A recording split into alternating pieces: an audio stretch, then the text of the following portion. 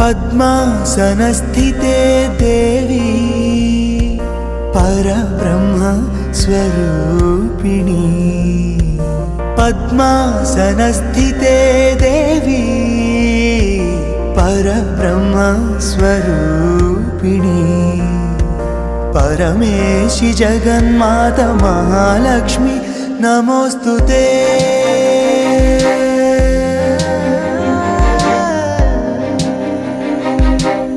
नमोस्तुते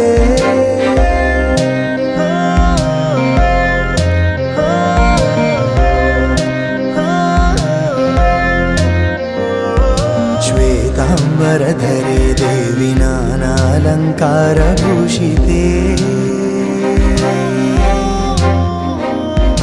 जगस्थिते जगन्माता महालक्ष्मी नमोस्तुते।